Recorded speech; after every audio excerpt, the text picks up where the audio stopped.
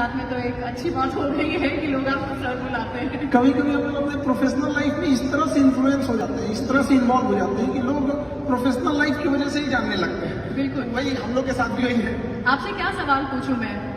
मतलब आप सबसे सवाल पूछते आए हैं, मुझे यहाँ पे तो शर्म आ रही है आपसे सवाल पूछने में। सवाल आपको पूछना है, आप हमसे कहिएगा कि हम क्या सवाल पूछे। हम लोग तो एक एजुकेशन के सेक्टर से थे जी। और जब हम लोग इसकी शुरुआत किए थे एजुकेशन में, तो हमें नहीं लगा था कि इतना एजुकेशन को हम लोग वर्ल्ड लेवल तक ले जा सकते थे। कहीं ना कहीं हमें भी इस चीज का दुख लगता था कि हमारी जो भारत का कल्चर था, हमारी जो संस्कृति थी, हमें विश्व गुरु कहा जाता था। दुनिया से लोग हमारे यहाँ पढ़ने आया करते थे। आज भारत से लोग जा रहे हैं। एक हमारा सपना है, पता नहीं कब ये पूरा होगा, कि बाहर से भी लोग यहाँ पढ़ने आएंगे और हम इस जन्म में इस सपने को पूरा होते देखकर ही जाएंगे। क्या बात है।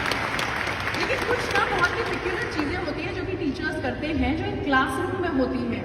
जैसे कि आज की तारीख में अलाउड नहीं है, लेकिन हमारे जमाने में तो चौक सीधा आगे से फेंक करके जहाँ पर हम बैठे हैं वहाँ पर निशानेबाजी लगाई जाती थी, या फिर get out of the class हो जाता था, या फिर नील डाउन होता था, या फिर मुर्गा बनाया जाता था, या फिर हैंड्स अप कर दिया जाता था। तो आप ये सब मिस करते हैं क्या? Why you take class? नहीं, ये तब होती है जब क्लास बोरिंग हो जाती है तब। हाँ। तो हम लोग की पूरी कोशिश रहती है कि क्लास में कभी बोरिंग फील ना हो। तो हम अपने टीचर्स के ग्रुप में भी एक बात ये बोलते हैं कि फिजिक्स का सबसे उटपटांग चीज होता है क्वांटम फिजिक्स। हम कहते हैं कि जो कभी पढ़ाई नहीं किया है, एक मजदूर भी अगर थक के आ रहा है, उसको भी आप इतने बेहतरीन ढंग से पढ़ाएं कि वो भी बोर ना हो, उसको भी समझ में आ जाए। तो इसके लिए आपको मेहनत करना पड़ेगा। और हम टीचर्स को भी यही कहते हैं कि जिस तरह से एक फिल्म डायरेक्टर मेहनत करता है 2 घंटे की फिल्म के लिए 2 साल, आप भी 1 घंटे की क्लास के लिए 5 घंटे मेहनत कीजिए। कोई लड़का नहीं सोएगा। और हम तो लड़कों को भी यही कहते हैं कि हम पढ़ाते हैं, तुम्हारे में दम है तो भूल के दिखाओ। वाह, क्या बात है।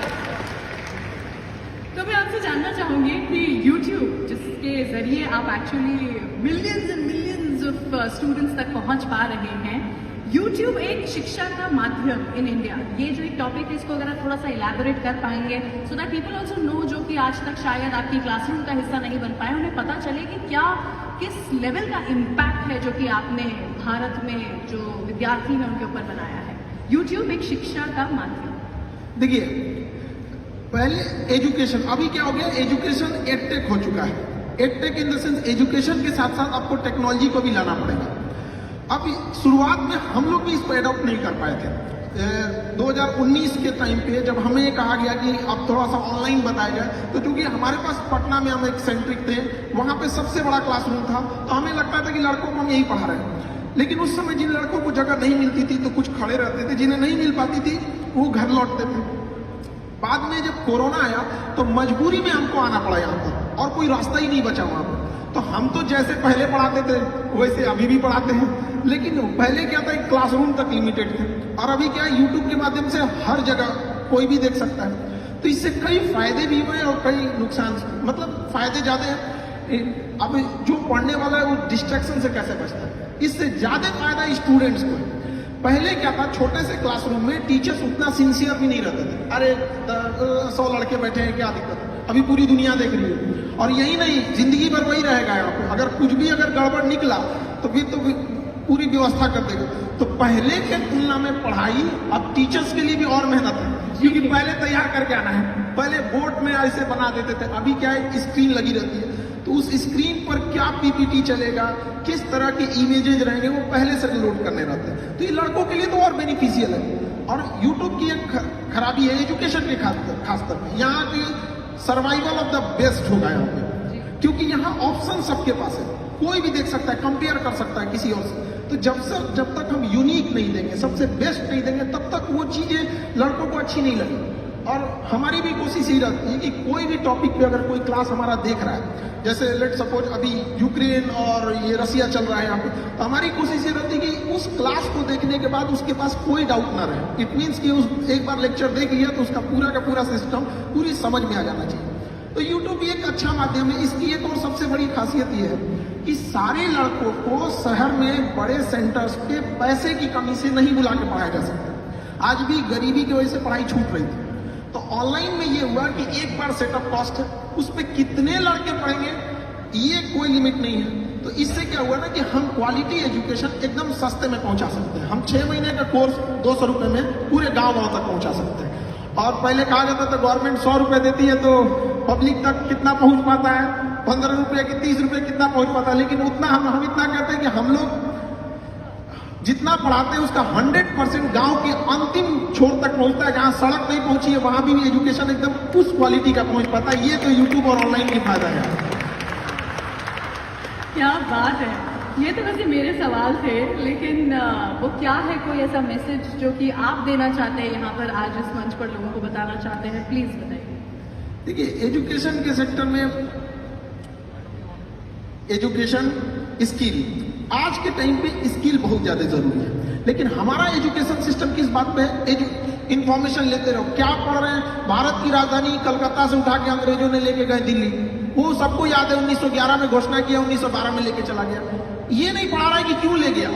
एक राजधानी बनाने के लिए क्या जरूरत होती है, क्या क्लाइमेट होना चाहिए, क्या कनेक्टिविटी होनी चाहिए। तो एक सिस्टम में जो चेंजिंग लाने की जरूरत थी, अब उसको और जरूरत है। तो ऑनलाइन के माध्यम से ये चीजें थोड़ी सी आसान हो जाती है। दूसरा, हमारे यहाँ एजुकेशन पे ज्यादा फोकस किया गया, जबकि आज का जो 5G का जमाना आ गया है, इसमें स्किल्ड की डिमांड है। तो अभी एजुकेशन में 50% इंपॉर्टेंस हमें एजुकेशन और उतना ही इंपॉर्टेंस स्किल पर भी देना चाहिए, ताकि वो अपने पैरों पे जितना जल्दी खड़ा हो सके।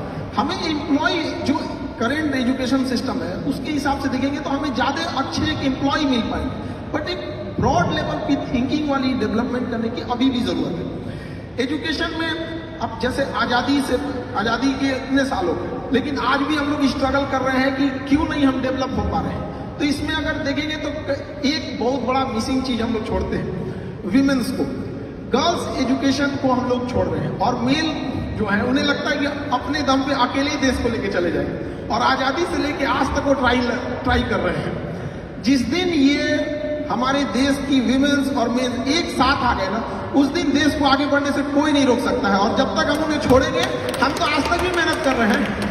तो अच्छा, गांव के शहरी क्षेत्र में ये चीज है कि लोग महिलाओं को पढ़ने के लिए भेज देते हैं, लेकिन गांव में अभी भी ये चीजें हैं, वो नहीं भेजना चाहते हैं।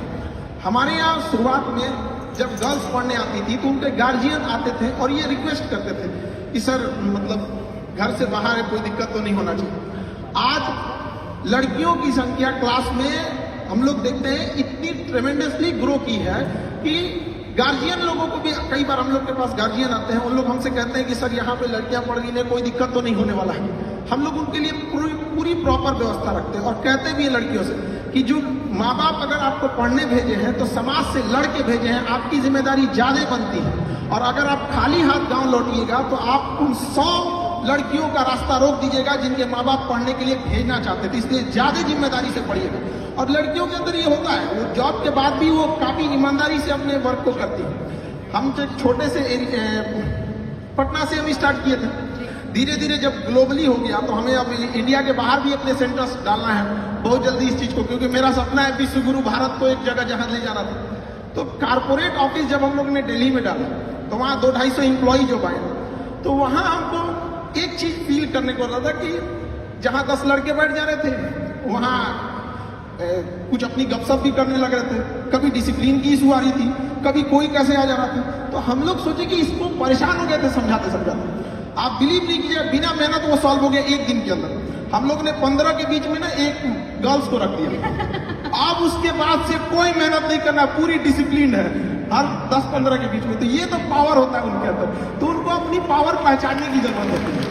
कई बार ना वो इतनी फ्रस्ट्रेट कर दिया जाता है उनको ना कि वो जिस लड़ाई को लड़ना चाहते हैं वो उससे भटक जाते हैं, क्योंकि उनको ना उनका अपनी शक्ति, उनके अंदर पावर है। जिस तरह से जामवंत की जरूरत थी हनुमान जी को उनकी शक्ति बताने के लिए, उस तरह से महिलाओं को भी अपनी शक्ति पहचानने की जरूरत है। और जिस दिन क्लास में, हम तो यही कहते हैं, जिस दिन किसी शिक्षण संस्थान में एजुकेशन वाले जितने लड़के हैं उतनी लड़कियां हो जाएंगी, तो फिर ज्यादा दिक्कत नहीं आने वाले कुछ समय में देश अपने से बदला हुआ नजर आने लगेगा। क्योंकि शिक्षा ही एक ऐसा जगह है, एक ऐसा हथियार है जिससे हम हर तरह की कुरीतियों से लड़ सकते हैं। और अगर बहुत सारे ऐसे एग्जाम्पल हमारे समाज में देखने को मिलेंगे जिनके पिताजी पढ़े थे लेकिन बेटा कुछ नहीं कर सका, लेकिन ऐसा एग्जाम्पल आपको ना मिलेगा कि जिसकी माँ पढ़ी हो और बेटा अनपढ़ रह गया हो।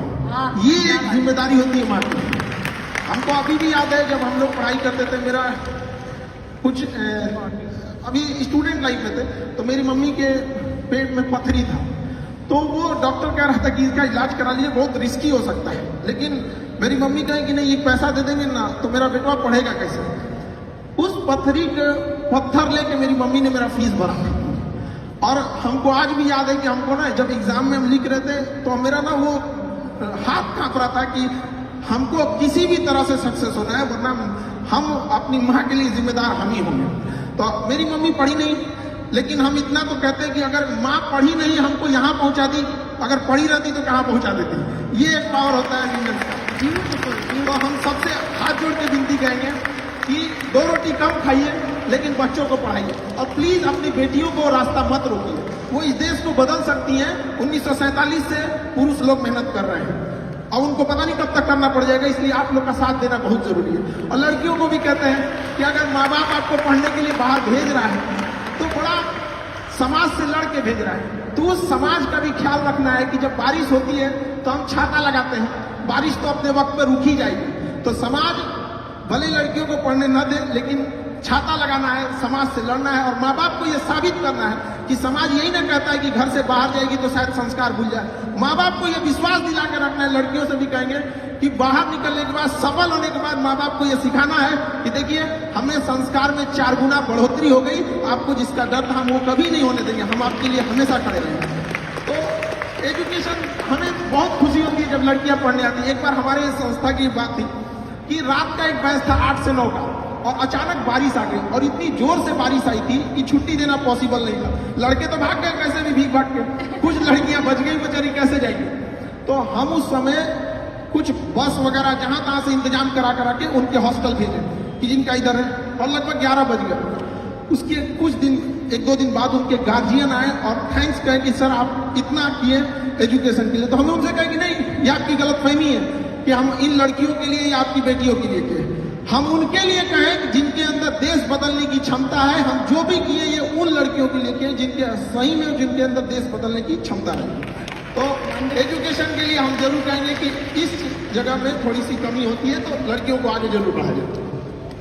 मैं मतलब आई डोंट हैव वर्ड्स, शब्द नहीं है मेरे पास यहाँ पर अब कुछ कहने के लिए। आपको कितने एम्प्लॉइज हैं अब आपके पास, आप बता रहे थे?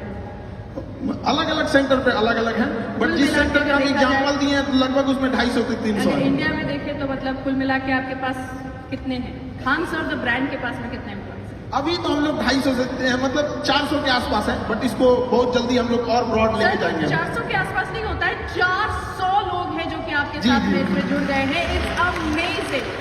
This is another level of responsibility जो कि आपने अपने कंधों पर ली है, जिम्मेदारी ली है कि आप इतने लोगों को अपने साथ में जोड़ रहे हैं, उन्हें भी आप काम दे रहे हैं अलॉन्ग विद पढ़ाई। It's beautiful. आपने मुझे जो आज इंस्पायर किया है मैं बता नहीं सकती हूँ। This is going to go a very very long way. और जो 2 आंसू मुझे यहाँ से बैठ करके खड़े होकर के आपकी आंखों में दिख रहे थे वो भी मुझे हमेशा याद रहेंगे। Thank you so much. Thank you.